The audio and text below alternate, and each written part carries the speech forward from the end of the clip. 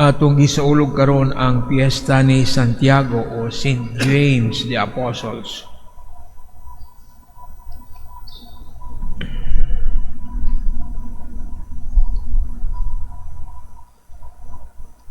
Si Saint James, usa sa mga member sa inner circle ni Jesus.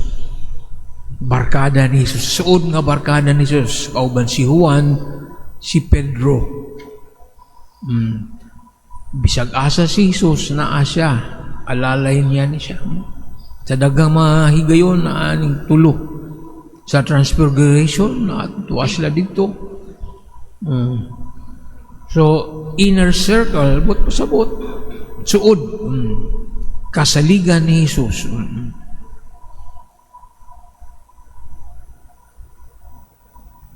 Si adunay istorya, legend nga di naman ni legend kay kan magyun tinuod man nga si Santiago na martyred siya, the first known recorded martyrdom sa usa ka apostoles. First martyr nga apostoles recorded year 44 AD. Gipugutan siya sa ulo ni Haring Herodes Agrippa. Kay gusto niyang magpapugi. Gusto niyang kanang kahimutan sa mga Hudyo, labi na sa mga daguan sa mga Hudyo. Iyang siyang ipapriso, ipapugutan sa ulo. First martyr nga apostles. Unya, wa siya gitugutan nga ilubong sa Jerusalem. Murag.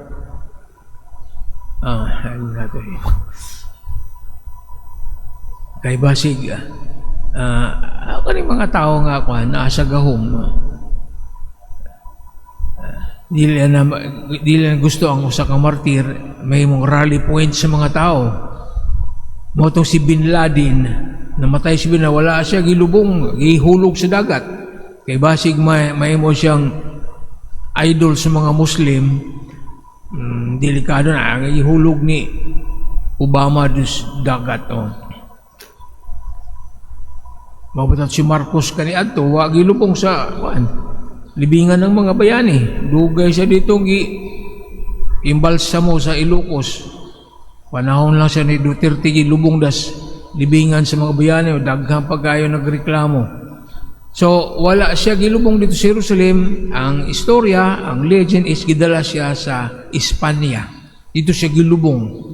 Mga adunay cathedral nga dedicated dito sa kang Santiago, unya aduna sila famous shrine, aduna pilgrimage, kanang famous na Santiago de Compostela. Ang mga pilgrims na maglakaw sila gikan sa Rome man siguro, lakaw na siya paingon sa Spain, agi na siya ruta din ako. Wan lang siya kanang by foot, by foot, dili ka sakay, baktas yun, pero hunong-hunong na ay mga say tawag na mga points niya ato sila mo magpahulay na ay mga baday na famous na Santiago de Compostela nga pilgrim road. Amot pila na ka kilometro gikan sa Italia paingon sa Spain, Espanya. Lakaw na sila. Pilgrimage dito sa shrine ni Santiago. Atong balikan ang ebanghelyo sa kahigayon ni Ana, ang anak ni ang inahan ni Santiago o ni Juan, anak ni Zebedeo, niduol kang Hesus mihangyo. Yung siya nga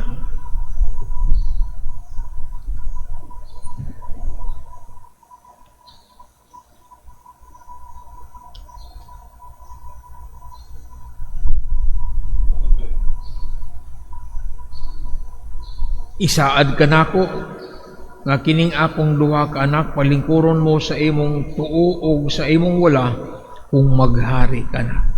Typical nga mga inahan, no? Gusto niya ang ilang mga anak habutang sa posisyon, makatrabaho. No? Kay ang ina, nagtalantaw sila sa kayuhan sa ilang mga anak nga typical kaya na gusto ni kining inahan wa gi-mention kung si pangalan ning inahan ni Santiago o ni Juan. Gusto niyang musaad si Jesus. Promise me that kining akong duha ka anak imong palingkuron sa wa og sa tuo kung ikaw maghari na. Abot po sabot tagaan og posisyon of power. Tawhan mo pa kayo ng inahan ba? Kaya pag siguro sa pangunahunaan niya nga kung maghari na si Jesus sama sa hari, ano na sa posisyon. Sa dusa niya na sa mga minister. So, tawhan mo kayo. Ba masya ka sabot nga si Jesus di wa siya mo aris kalbutan ron magtukod og ginharian. Pero request niya tagaig posisyon kining akong mga anak kung kamaghari ka na. Uli ka matong nakas Jerusalem ato ka dito sa palasyo sa Jerusalem tagaig posisyon niya akong duwang anak. Power, position of power. Ningon si Jesus. Makainom ba kamo sa kupa nga akong pagaimnan? Are you willing to drink from the cup from which I will drink? Kung sa matong kupa sa kasakit. Kasakit o kamatayon. So, tagna na ni Jesus. So, sige, gusto nyo makabaton o gahom. Kaya ba ninyong mag-antos? Isa ka, oo, itong duha, marasag tarong. Oo, kaya namin mag-antos. Sa lakay balong, kung sa isang putanan ng ilang pagsanong sa ganyan. Okay, sige, makainom yun mo. Sigurado na makainom mo, magpasakit mo. Pero, kanang mulingkod sa tuog sa wala, para lang na sa mga tao nga itagana na. Ang mga posisyon sa langit, itagana na sa amahan. Ang amahan lang kung asa kadapit dito. Asa kadapit nga kondominium niya ibutang. Okay, mga kondominium na nga itong balay dito sa kwan. Sa balay sa akong amahan, ano na daghang mga kondominium ito pa ni Jesus. So, asa di ka mamili, asa kadapit nga kondominium, basta nindot na itong balay dito. Ang in-charge na ang amahan. O, dili ka nga unit, manay yun ni Jesus. Tinuod man, unsa nga si unang nakainom sa kupa si Santiago ipugutan og ulo.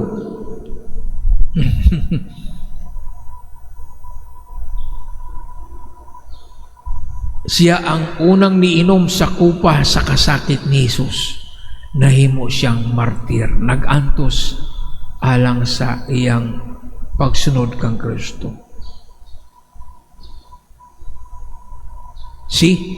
Kung gusto mo tang sunod ni Kristo, andang tang mo inom sa kupa. Dili kay hayahay ta. Ay, gusto ko ni Kristo kay sikat ko. Gusto kong mag-minister kay kada Domingo. Parang talahuron ko. Gusto kong mag-lektor, mag-katikista, whatever. Gusto kong magpari kay sikat ka kung pari ka. Kaya mo bang mo inom sa kupa? Kung saya ang atong intensyon ni itong inahan ni sa video. Gusto kong mag-ministry ka, no? Doon naman ko ang eleksyon para sikat ko, pero mo kandidatong pagkakonsihal. Unya, makakadaog. Doon ako isa ka ministry dito sa Surigao. First nga assignment as a parish priest. Very pa siya. Kanang niya pagabot sa eleksyon sa digang sa Gunayang Bayan, pagdilalo siya wa kadaog niya nasuko. Anong wa mo gibuto nga nag-alagan mo sa Ginoo? Kitang katag o serbisyo ta kay adun tay lain nga agenda. Serbisyo ta sa simbahan kay sikat man ta, kita ng naong din na naapagin sa TV niya, ma-online pa ta, ma-live stream pa ta. Anda ba kang inom sa kupa? Sa kasakit? Hindi ko anong kupa. Gusto ko ng mas nindot ng kupa sa bus kopi o sa nang malun nga kopi. Dili ta kupa sa kasakit. Gusto na ka ng Starbucks nga kopi. Manay lami na. Kupa sa kasakit siya na. Gusto ta magpahayahay. Pero kabahin na sa atong pagsunod kang Kristo. Di kita matingala kung sa atong pagsunod kang Kristo mo inom ta ng kupa sa kasakit. Pag-antos sa martyrdom, kamatayon. Kaya bagyapon tayo mo kapadayon. Kamu mga lektor, mga lay minister, kaya ba niyo mo inom sa kupa? O atras rita.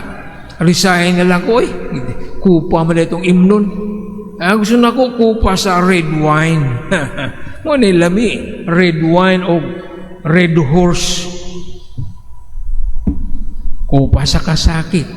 Mo na ang nahigaw man ni Santiago. Moari tanin doon sa nanging kanang sulat ni San Pablo nga to sa mga taga Corinto. He talks about suffering. Diha sa atong lawas makita ang kasakit. Sa pag-iimon niya dire. We carry in our body the dying of Jesus. We hold this treasure in an earthen vessels.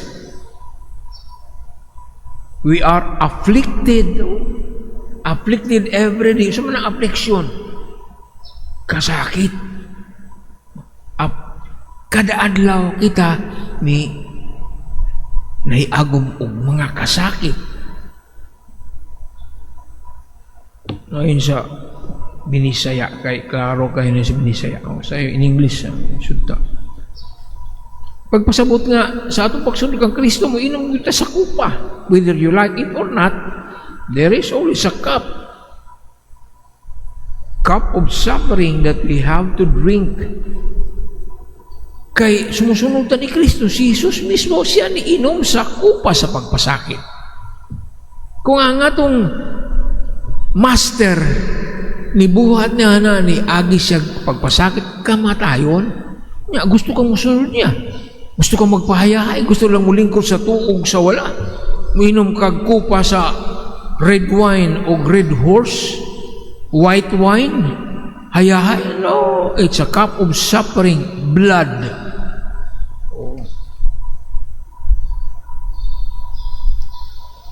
Kinahanglan ato nang masabta na.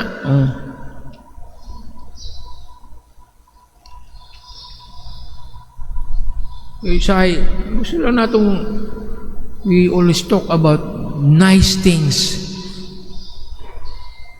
Ang buhay ng Kristiyano ay masayang tunay. Of course, masaya. Pero, adunay kasakit. Nagkanta sa mga ang buhay ng Kristiyano ay masayang tunay. Of course, masaya. In the midst of suffering, you rejoice in the midst. Mo naging ni San Pablo, I rejoice in my suffering. Bisan pa sa imo pagsak, you rejoice. Why? Because you share in the suffering of Christ.